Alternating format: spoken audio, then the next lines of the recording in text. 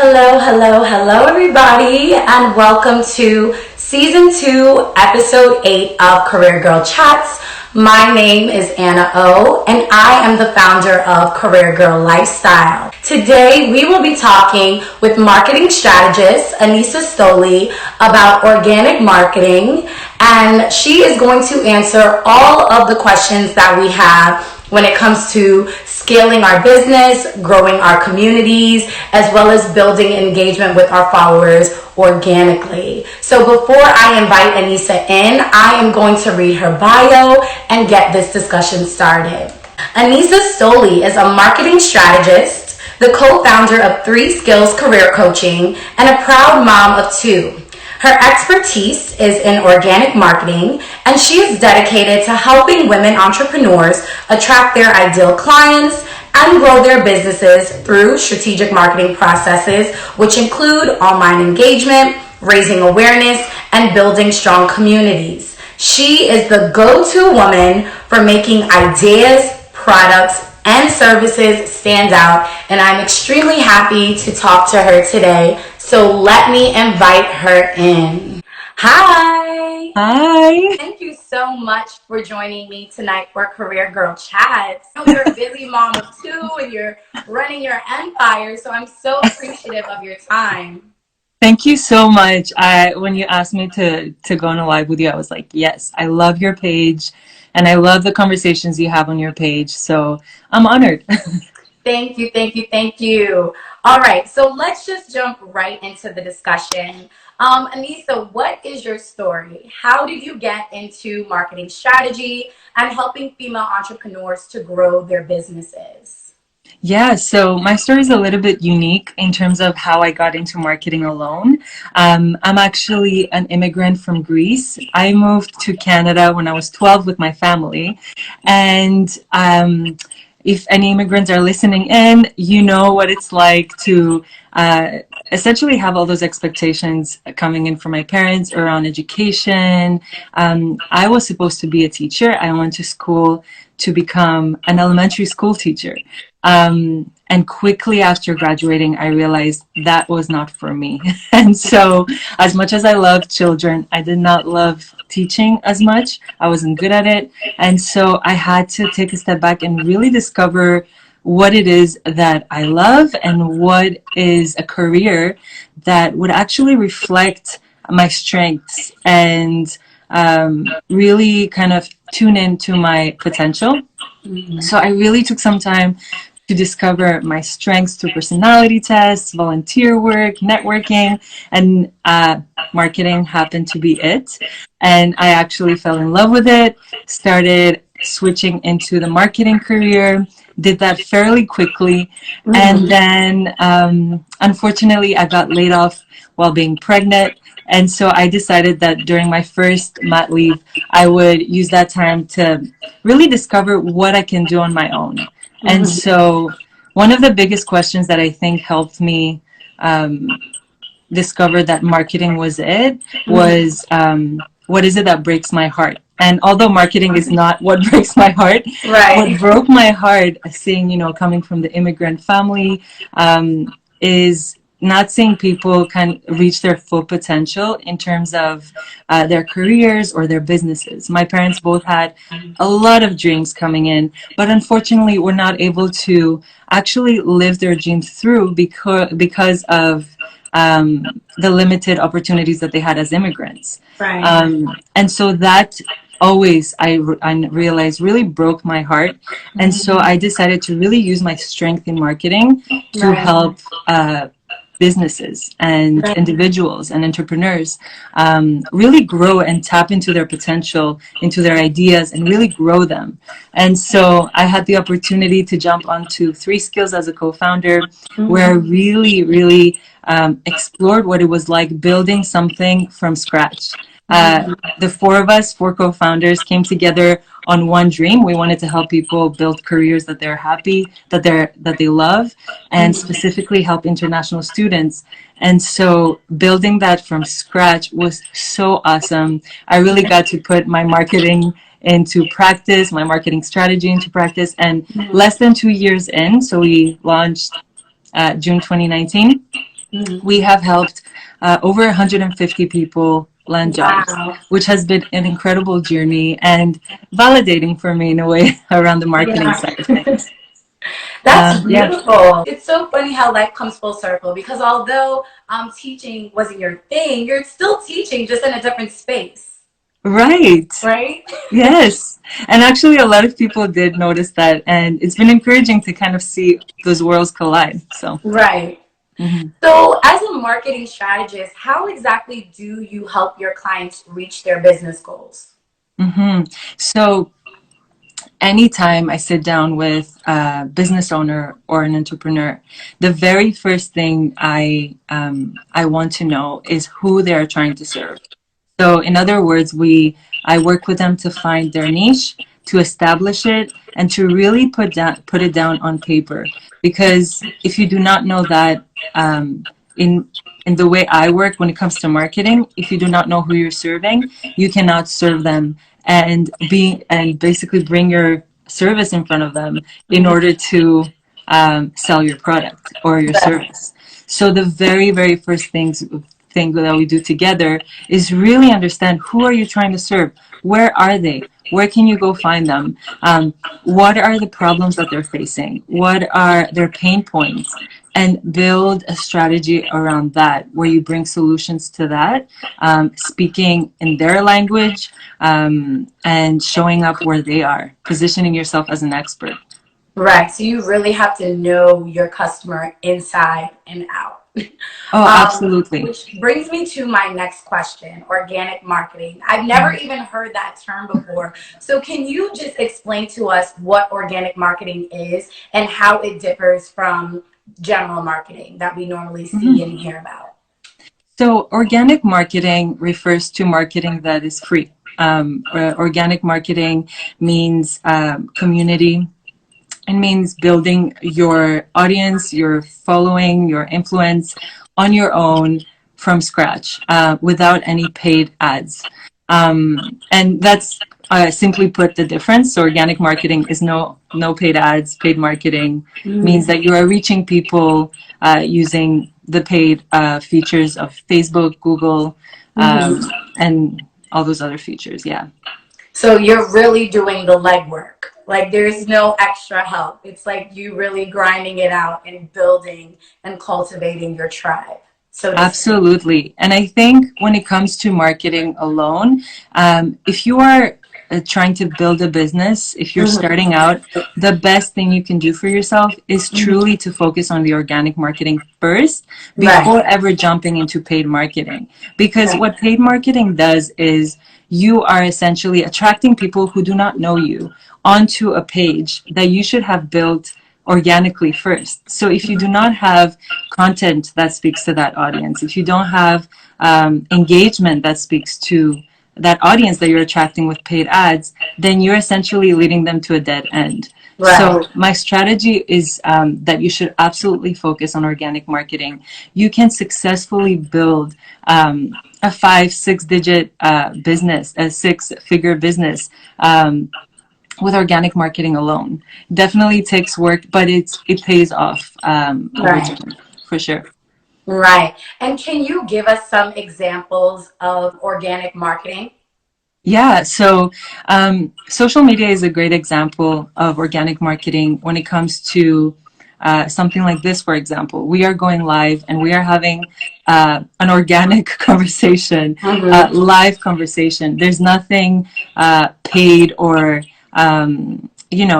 we haven't put a show for anyone. This is Right. very organic. People are hearing exactly what we have to say. Mm-hmm. And so, yeah, when it comes to organic, it's really about building community, Right. and it's about really showing who you are Mm-hmm. behind the scenes as well. I think when you gain traction as a business, it's so important to really show the behind the scenes because people ultimately buy from people and not just a brand, a beautiful Right. picture, right? Right. So I'm all about that side of organic marketing when it comes to truly showing who you are, who is the face behind the product. Right. Um, That's a question that I often get on the Clubhouse rooms that I run sometimes. I often get, hey, can you check my Instagram? I'm not getting the engagement I wanted to get, or my content is falling flat. And often enough, it's actually because you actually don't see the person anywhere on their page. You do not see who is behind all the posting the way we do on your page, for example. You are all over it. People know who they're coming to. That took me a while. The people who know me, they're like, I was just not.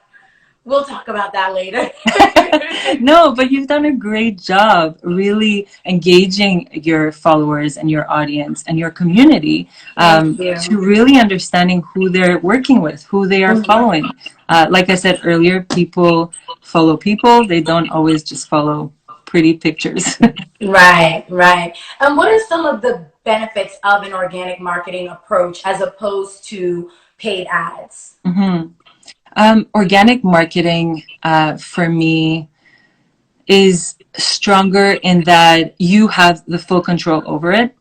If you are basing your business on paid ads alone, you are attracting people because, I don't know, you're saying, come to my page and buy this product that you like. They're not necessarily people who came onto your page because they loved how you spoke, or they connected with the culture that you carry. Paid ads might attract people that are not necessarily aligned with who you are. Organic marketing attracts people over time and keeps them. It's like you're building true relationships with people, almost like on a one-on-one basis.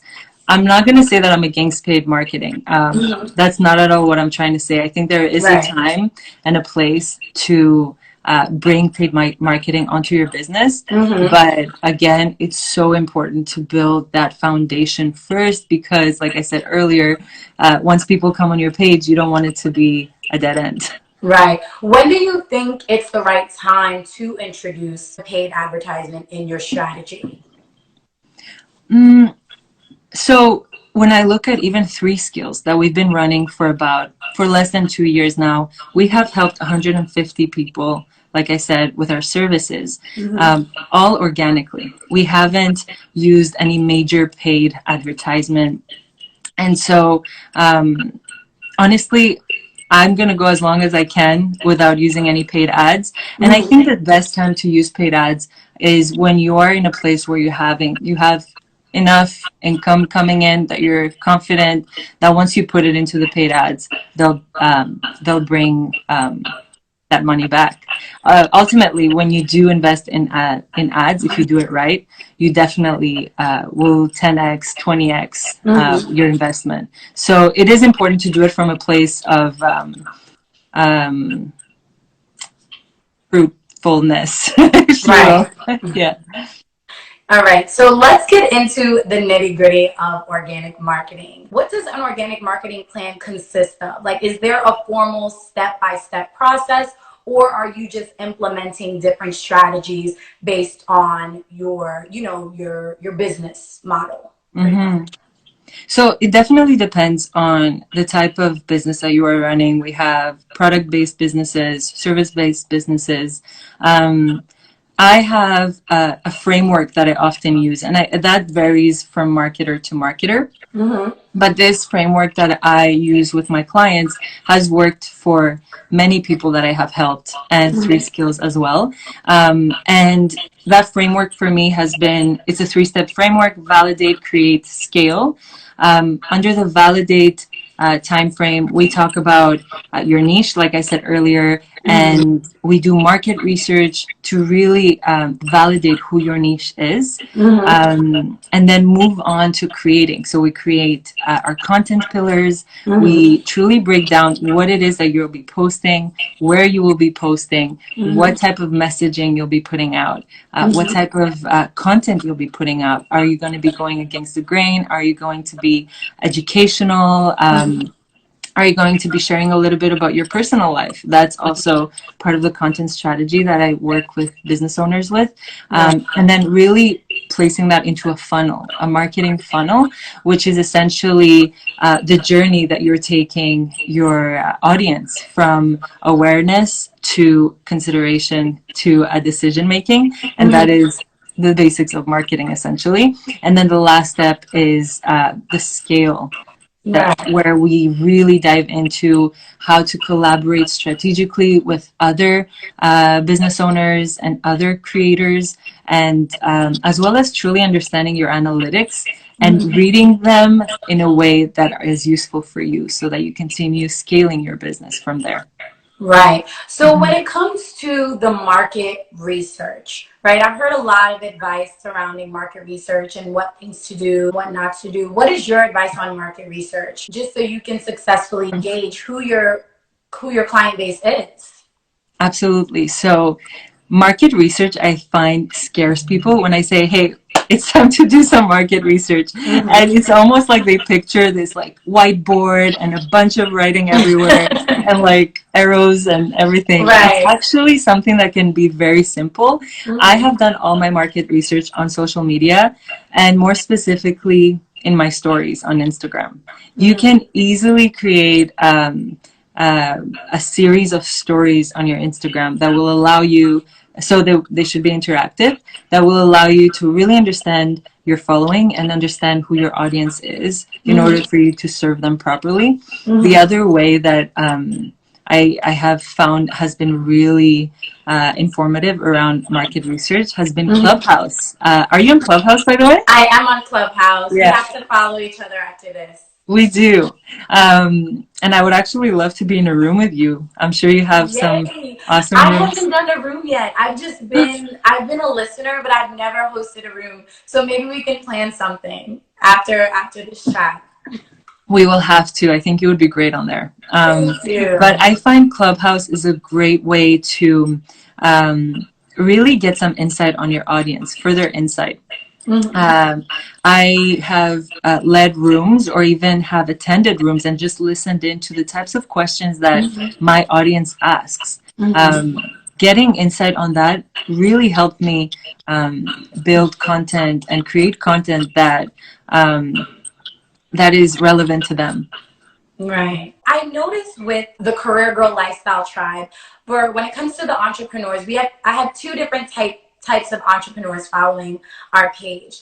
So the first type of entrepreneur, I call them the emerging entrepreneurs. So, they have this grand idea. Maybe they've done all of the aesthetic things, like they know their brand colors, they know what their logo looks like, they know, who their target market is, but they just don't know where to start as far as creating a marketing strategy. Then we have the entrepreneurs who, they're not necessarily emerging. Maybe they've been an entrepreneur for maybe 1 or 2 years, but they haven't been seeing the growth that they want to see. They need to revive their brand, so to speak. So for each of those groups, where should they start when it comes to creating a marketing strategy? An organic marketing strategy? Right. Honestly, for both groups, I would start exactly using that framework that I mentioned earlier.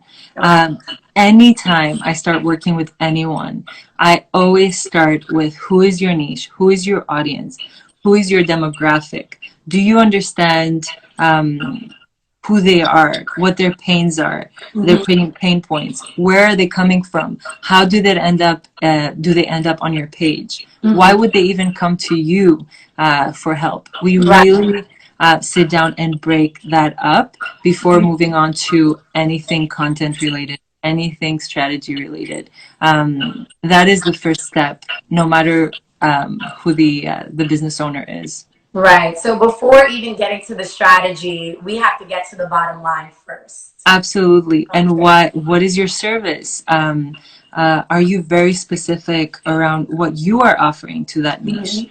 I could sit here and be like, listen, my marketing strategy, my marketing program will offer you organic, paid, everything under the sun around marketing. But honestly, there's only so much time that we can spend together. So my program is 8 weeks long. During those 8 weeks, we really dive deep into organic and we nail that so that you can do it on your own. If I added everything else into my service, you would basically get bits and pieces of everything. So I also make sure that the service that my clients offer is very specific to that niche and not trying to overdo it.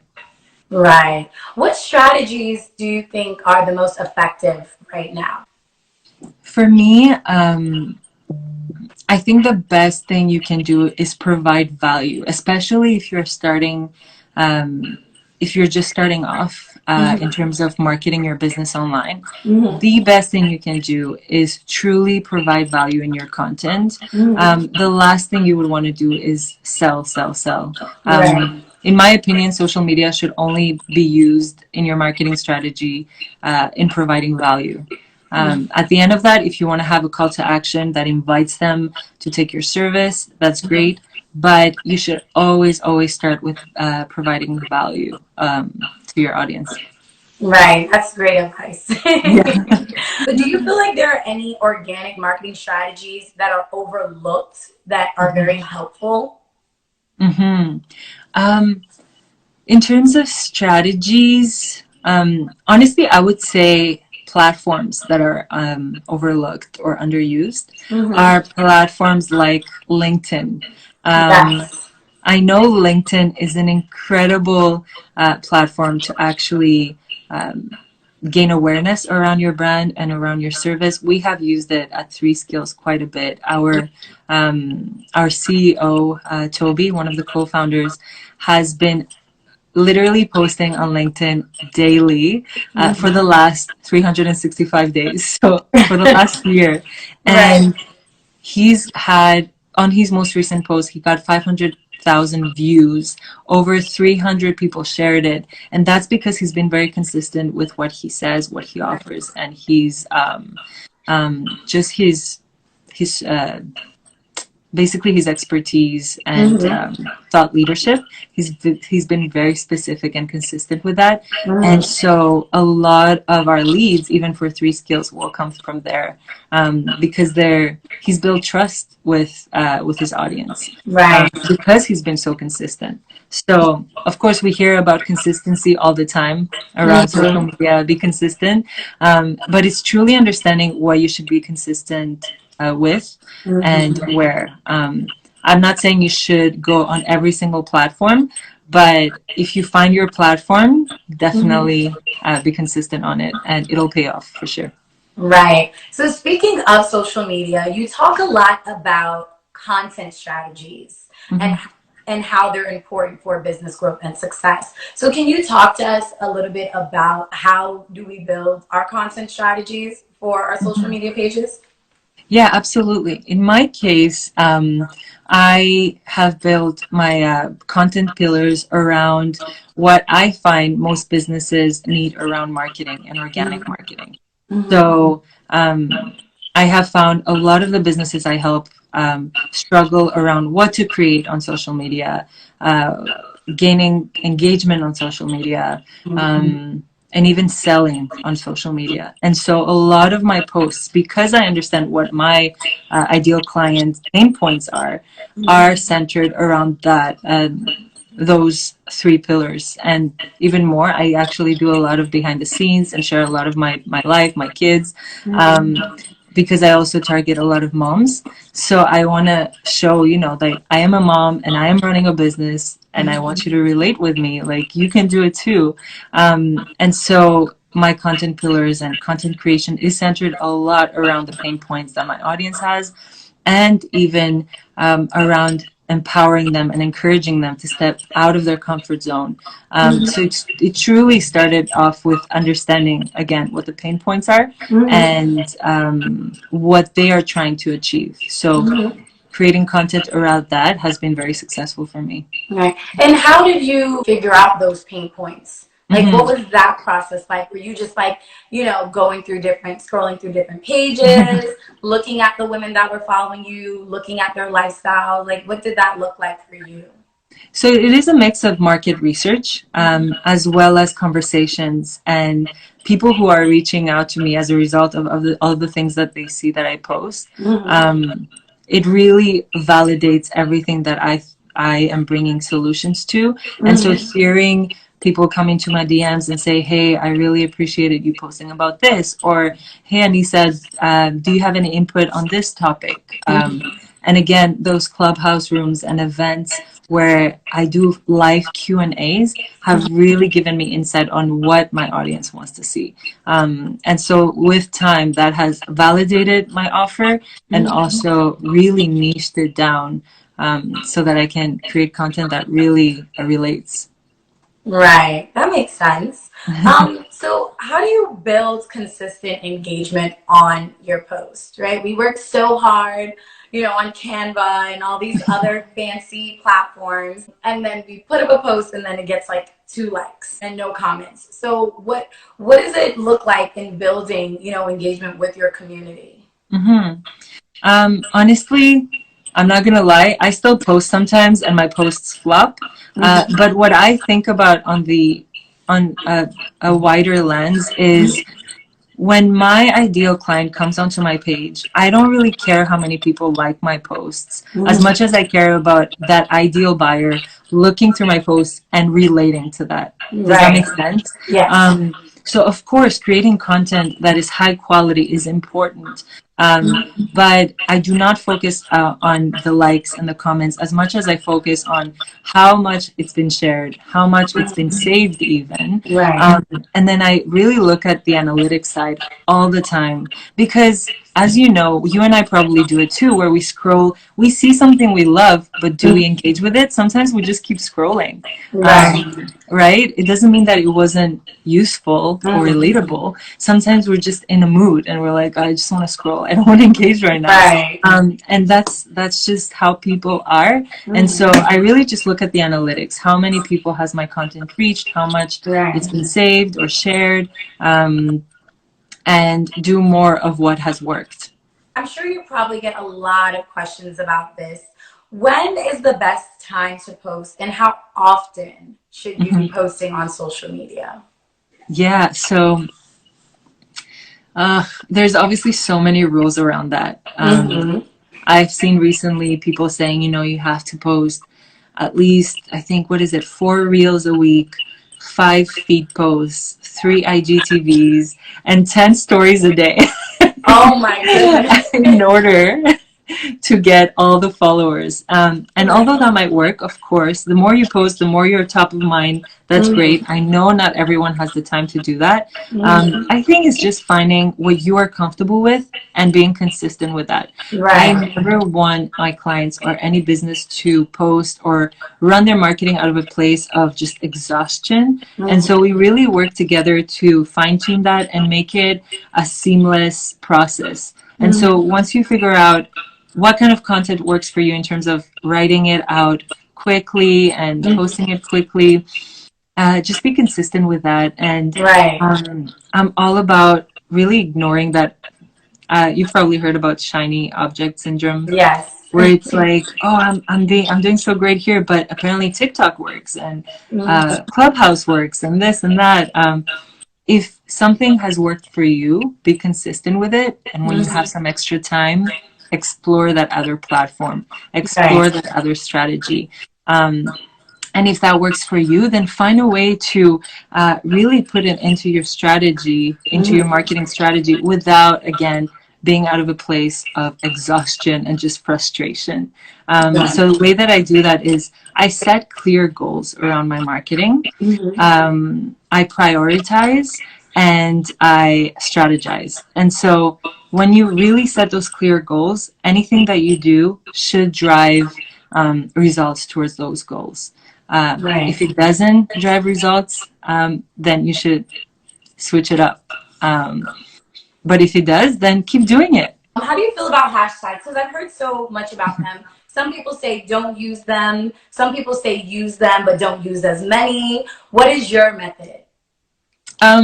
Actually, it's funny because recently one of my clients who just hopped on my program, she found me through a hashtag. And it was almost like a confirmation, like, yes, they work. And I know a lot of people do come on my page because of hashtags. It is a very tricky conversation because, like you said, a lot of people say it works, it doesn't. I honestly will always use them, but I will be very particular about the hashtags that I use. Right. I'm all about using hashtags that are relevant to the content that I'm putting out. Right. I see a lot of people using hashtags that are simply popular and they're just putting them on their post just because it's going to get higher reach. Yeah. But you have to be very strategic around the hashtags that you use because you want to ensure that your content essentially is positioned in front of your ideal customer one more time. I know Right. I sound like a broken record, but it is what it's all about ultimately. You want your content and you and your service to be positioned in front of the right people. So those hashtags should reflect that group of people. And it's more about really almost, yeah, tagging who they are as opposed to what you're offering, if that makes any sense. What do you mean? Like So, career woman, professional woman, yes. copy. So something that has worked for me is a mix of who I am. So I am a mother and I am an entrepreneur. I also live in Ottawa. So using hashtags that are specific to your situation mixed with hashtags of what you offer and what your post is about, I think those have worked really well for me. Makes sense. Beating the algorithm, right? The Instagram algorithm is forever changing. Every time I think I've understood one algorithm, then there's this whole new algorithm that comes about. So I see that you mentioned on your page that you have strategies to beat the IG algorithm. What are those strategies? Ooh, okay. So, I think the biggest thing that you can do right now to beat the algorithm is provide that value. And on a more practical note, use Reels. I know you've probably heard about this. Reels are one of the most recent features that Instagram has developed. In my opinion, they've done that to compete with TikTok because they saw how successful TikTok was. It's addicting scrolling like that, and so they push those reels quite a bit. You can get thousands of views on your reels in a matter of 24 hours compared to maybe what an IGTV might get. And that speaks volumes. The other thing about reels I find is that it's very quick, short and quick content, and people consume content differently nowadays. They want it quickly and they want to get the gist right away and move on. And people who do that well will definitely beat the algorithm. You'll also probably notice YouTube has introduced, I think they're called clips, or I forget what they're called, but YouTube also has that feature of vertical TikTok-like, real-like posts that I didn't know that. Thank you for telling me that. Yes, of course. And YouTube as well is pushing them quite a bit. Okay. See, it's like there's so many new things to keep up with. But thank you for that information. So, Anisa, do you have any additional marketing advice for female entrepreneurs? My coach actually was talking about how, as women, we almost have been raised or taught to not put our career first. And it sometimes can reveal itself by, hey, I'm running a business, but oh my goodness, I should be taking care of my kids instead, or I should be cooking my husband some dinner instead. And it's almost ingrained in us to feel that guilt sometimes. And I have experienced it as well. I have 2 kids, a toddler and a 5-month-old, that I literally just told my husband, hey, take care of them while I'm on this life. But I won't lie, that guilt definitely creeped in. And I definitely felt a little bit weird about, putting my business before my kids, but that's not what it is. And so I want to encourage any woman who's running a business that you are a natural entrepreneur. As women, we are so good with multitasking. We're so good with getting things done, and we have a natural empathetic nature that works so well in marketing and in business. So Yeah, that's what I would say. Absolutely. I love that advice. How do you feel about using the same content and slightly tweaking it beyond platforms? Yeah, repurposing your content. Yes, I am all about repurposing your content. I will actually even repurpose my content straight up on the same platform. I might have something that I posted as a graphic that I will then also post as a reel that I will then also elaborate on in my stories. Especially if analytics show that people really related and resonated with it, I will definitely repurpose it on the same platform and also on other platforms for sure. For the women who are interested in hiring you as a marketing strategist, how do they get in touch with you? Do they slide in the DMs? Do they have to go through a form where they fill out their information? How do they get in touch with Anisa? Awesome. Yes. So definitely on Instagram in my DMs. I am currently working on my website, so you might see that very soon as well. But up until now, I've been doing everything on Instagram in my DMs. I run an 8-week organic marketing for growth program. And our next cohort actually launches a week from now, so next Wednesday. I do have 2 spots available, so if anyone is interested, definitely DM me. We can chat if that's a good fit for you. Do you feel like certain platforms are better for different types of businesses? What's effective for photography? For photography specifically, I would say Instagram because it's such a visual